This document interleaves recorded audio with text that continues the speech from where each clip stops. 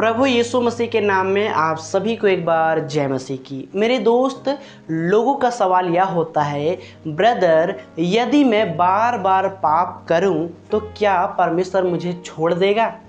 मेरे दोस्त, आज का सवाल इसी वीडियो के अंदर मैं आपको देने वाला हूं। मतलब आज का जो सवाल का जवाब है मैं आज इसी वीडियो के अंदर देने वाला हूं।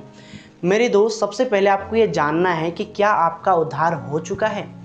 मेरे दोस्त, जो सच्चे मन से परमेश्वर पर विश्वास करता है और अपने पापों से मन फिराता है और उन सारी संसार की चीज़ों से मन फिराकर सिर्फ एक ही सच्चा परमेश्वर पर विश्वास करता है, यानी वो यीशु मसीह पर विश्वास करता है और वो अपना जीवन, पूरा जीवन भर के लिए यीशु के हाथों में समर्पित कर देता है और कहता है, प्रभु, जाने अनजाने में मुझसे पाप हुआ, गलती हुआ, मैं नहीं जानता था, लेकिन तूने मेरे पापों के लिए कुर्बान हुआ, बलिदान हुआ, मारा गया, गाड़ा गया और परमेश्वर ने आपको तीसरे दिन फिर से जिलाया और आज आप परमेश्वर के दाहिनी ओर विराजमान हो।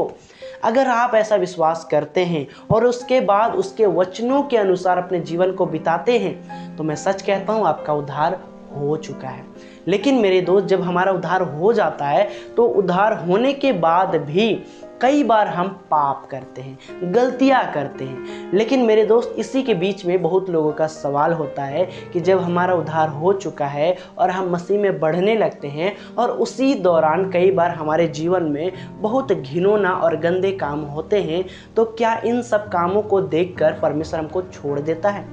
तो मेरे दोस्त, आज का इस वीडियो के अंदर आज का इस सवाल का जवाब मैं आपको देने वाला हूँ। सबसे पहले हम एक वचन को पढ़ेंगे, इब्रानियों 13:5 और उसका डी सेक्शन। वहाँ पे ऐसा लिखा है, वचन ऐसा कहता है, मैं तुम्हें कभी ना छोड़ूंगा न कभी त्यागूंगा। हालेलुया।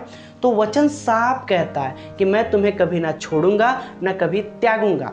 लेकिन मेरे दोस्त, शर्त एक ही है। जैसे कि मेरे दोस्त, आपको ये पता चल चुका कि मैं एक गंदा काम किया हूँ, मैं एक व्यभिचार किया हूँ, मैं एक झूठ बोला हूँ, जैसे आपको अंदर से महसूस हुआ कि मैं सचमुच में गलतियाँ किया हूँ, तो आपको जब महसूस हो चुका है तो आपको टेंशन लेने की ज़रूरत नहीं है, क्योंकि यीशु मसीह हमारे लिए आगे और पीछे और हमेशा के लिए बलिदान हो चुका है।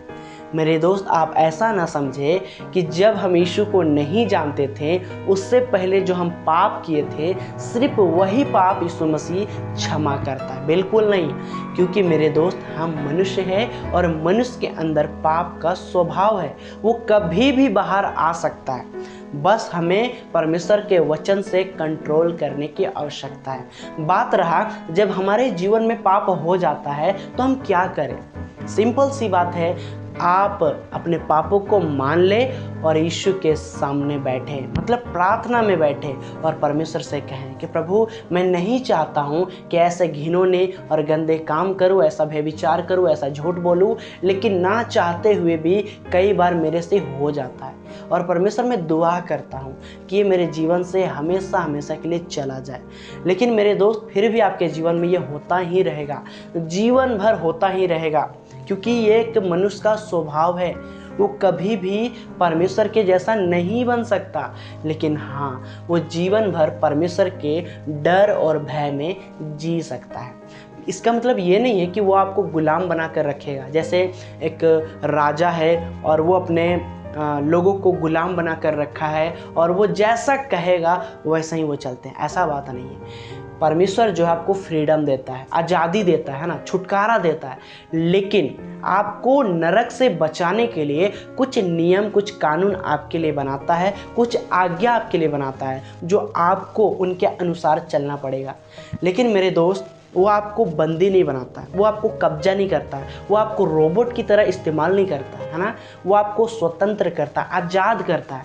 लेकिन वो आपको इसीलिए ताड़ना भी देता है, दुख भी देता है और कई बार आपको सज़ा भी मिलता है। रीज़न बस एक ही है कि आप नरक ना जाओ। आपने उस वचन को तो पढ़ा होगा, यदि तुम्हारा दाहिना हाथ ठोकर खिलाए तो उसे काट कर फेंक दो, भला होगा बिना एक हाथ रहते हुए तुम नरक में ना जाओ परंतु स्वर्ग जाओ। आप इस वचन को पढ़े होंगे। तो इसीलिए मेरे दोस्त, आपको परमेश्वर कई बार दुख देता है, ताड़ना देता है। है ना। लिखा भी है परमेश्वर जिससे प्रेम करता है उसी को ताड़ना देता है। मेरे दोस्त, टीचर हमें क्यों ताड़ना देते हैं? टीचर जो है वो हमें क्यों डांटते हैं? ताकि हम सुधरें, है ना, ताकि हम सीखें। माता पिता हमें क्यों डांटते हैं? ताकि हम सुधरें, हम सीखें, है ना। वैसे ही परमेश्वर में ताड़ना भी देता है। तो मेरे दोस्त देखिए, जब हम गलतियां करते हैं, पाप करते हैं, तो परमेश्वर में छोड़कर नहीं जाता है। जैसे हमने अभी वचन पे पढ़ा, इब्रानियों 13:5 उसका डी सेक्शन में परमेश्वर का वचन ऐसा कहता है कि मैं तुम्हें कभी ना छोड़ूंगा ना कभी त्यागूंगा। लेकिन मेरे दोस्त, आपको जब अंदर से महसूस होता है कि नहीं, मैं कुछ गलती किया हूँ और ये अच्छा नहीं है, पवित्र आत्मा आपको कहता है, और वही पवित्र आत्मा आपको कहेगा, जा परमेश्वर के सामने बैठ, है ना, घुटनों में आ, है ना, प्रार्थना कर, आंसू बहा, है ना। आपको ये पापों से मन फिराना पड़ेगा, है ना। आपको ये चीज़ों को एक्सेप्ट करना पड़ेगा और आपको परमेश्वर के नज़दीक जाना पड़ेगा। और इस तरह से क्या होगा, परमेश्वर आपके पापों को क्षमा कर देगा और परमेश्वर का वचन फिर से आपको खड़ा करेगा और कहेगा, अब चल, अब दौड़ मेरे वचन के अनुसार। मेरे दोस्त, यही तो मनुष्य का एक जीवन है ना। प्रतिदिन हमें अपने आप को पापों से बचाना है, प्रतिदिन प्रार्थना में बने रहना है, प्रतिदिन वचन को पढ़ना है और प्रतिदिन वचन के अनुसार ही अपना जीवन को बिताना है। इसका मतलब ये नहीं है कि परमेश्वर अपना गुलाम बनाना चाहता है, नहीं। परमेश्वर चाहता है कि हर एक मनुष्य परमेश्वर के साथ रहे, यानी स्वर्ग में रहे। आप स्वर्ग और नरक को तो जानते ही हैं कि स्वर्ग क्या है और नरक क्या है। नरक से बचाने के लिए परमेश्वर हमें आज्ञा देता है ना, वचन देता है, शिक्षा देता है, ताकि हम परमेश्वर के साथ राज कर सकें। तो चलिए आज के इस वीडियो को यहीं तक रखते हैं। प्रभु आपको संभाले, आप सभी को बहुत ऐसे आशीष दे।